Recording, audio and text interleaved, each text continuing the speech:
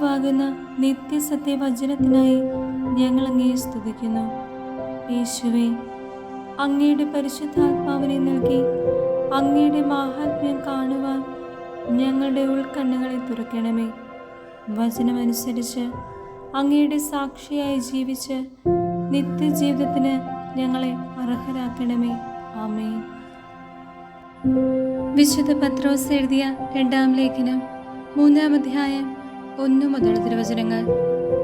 കർത്താവിൻ്റെ പ്രത്യാഗമനം. പ്രിയപ്പെട്ടവരെ, ഞാൻ നിങ്ങൾക്ക് എഴുതുന്ന 2-ാമത്തെ ലേഖനമാണല്ലോ ഇത്. ഈ 2 ലേഖനങ്ങളിലും ചില കാര്യങ്ങൾ ഓർമ്മിപ്പിച്ചുകൊണ്ട് നിങ്ങളുടെ നിഷ്കളങ്ക മനസ്സിനെ ഞാൻ ഉണർത്തുകയാണ്.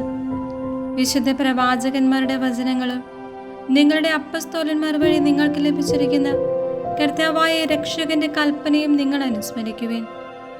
ആദ്യം തന്നെ നിങ്ങളിത് മനസ്സിലാക്കണം. അധമ വികാരങ്ങൾക്ക് അടിമപ്പെട്ട് ജീവിക്കുന്ന നിന്ദകർ നിങ്ങളെ പരിഹസിച്ചുകൊണ്ട് അവസാന നാളുകളിൽ പ്രത്യക്ഷപ്പെടും. അവർ പറയും, അവന്റെ പ്രത്യാഗമനത്തെക്കുറിച്ചുള്ള വാഗ്ദാനം എവിടെ? എന്തെന്നാൽ പിതാക്കന്മാർ നിദ്ര പ്രാപിച്ച നാൾ മുതൽ സകല കാര്യങ്ങളും സൃഷ്ടിയുടെ ആരംഭത്തിലുണ്ടായിരുന്ന സ്ഥിതിയിൽ തന്നെ തുടരുന്നല്ലോ. ദൈവത്തിന്റെ വചനത്താൽ ആകാശം പണ്ട് തന്നെ ഉണ്ടായെന്നും ഭൂമി വെള്ളത്തിലും വെള്ളത്താലും ഉറപ്പിക്കപ്പെട്ടിരിക്കുന്നുവെന്നും അന്നത്തെ ആ ലോകം വെള്ളത്താൽ നശിച്ചുവെന്നുമുള്ള വസ്തുതകൾ അവർ വിസ്മരിക്കുന്നു.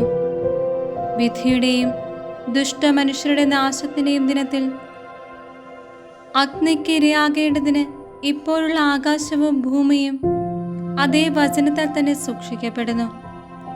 പ്രിയപ്പെട്ടവരെ, കർത്താവിന്റെ മുമ്പിൽ ഒരു ദിവസം 1000 വർഷങ്ങൾ പോലെയും 1000 വർഷങ്ങൾ ഒരു ദിവസം പോലെയുമാണെന്ന കാര്യം നിങ്ങൾ വിസ്മരിക്കരുത്. കാലവിളംബത്തെക്കുറിച്ച് ചിലർ വിചാരിക്കുന്നത് പോലെ കർത്താവ് തന്റെ വാഗ്ദാനങ്ങൾ പാലിക്കുന്നതിൽ താമസം വരുത്തുന്നില്ല. ആരും നശിച്ചു പോകാതെ എല്ലാവരും അനുതപിക്കണമെന്ന് അവിടുന്ന് ആഗ്രഹിക്കുന്നത് കൊണ്ട് നിങ്ങളോട് ദീർഘക്ഷമ കാണിക്കുന്നുവെന്നേയുള്ളൂ.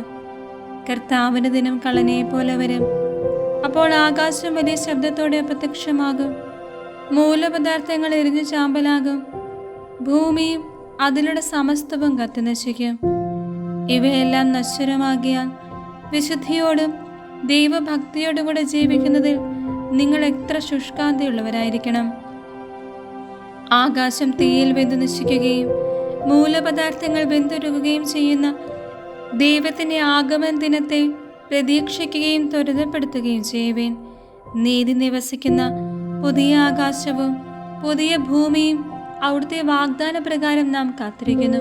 ആകയാൽ പ്രിയപ്പെട്ടവരെ, ഇവ പ്രതീക്ഷിച്ചുകൊണ്ട് കളങ്കവും കറയുമില്ലാതെ സമാധാനത്തിൽ കഴിയുന്നവരായി നിങ്ങൾ അവനെ കാണപ്പെടാൻ വേണ്ടി ഉത്സാഹിക്കുവിൻ.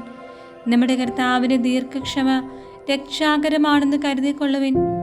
നമ്മുടെ പ്രിയപ്പെട്ട സഹോദരനായ പൗലോസ് തനിക്ക് ലഭിച്ച ജ്ഞാനമനുസരിച്ച് ഇക്കാര്യം തന്നെ നിങ്ങൾക്ക് എഴുതിയിട്ടുണ്ടല്ലോ.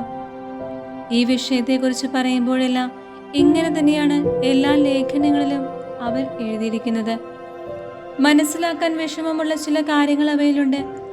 അറിവില്ലാത്തവരും ചഞ്ചല മനസ്കരുമായ ചിലർ മറ്റു വിശുദ്ധ ലേഖനങ്ങളെപ്പോലെ അവയെയും തങ്ങളുടെ നാശത്തിനായി വളച്ചൊടിക്കുന്നു. ആകയാൽ പ്രിയപ്പെട്ടവരെ, ഇക്കാര്യം മുൻകൂട്ടി അറിഞ്ഞുകൊണ്ട് ദുഷ്ടരുടെ തെറ്റിനെ അനുകരിച്ച് നിങ്ങൾ സ്ഥൈര്യം നഷ്ടപ്പെടാതിരിക്കാൻ ശ്രദ്ധിക്കുവിൻ.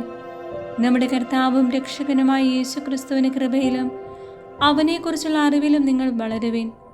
അവന് ഇപ്പോഴും എന്നേക്കും മഹത്വമുണ്ടായിരിക്കട്ടെ. ആമേൻ.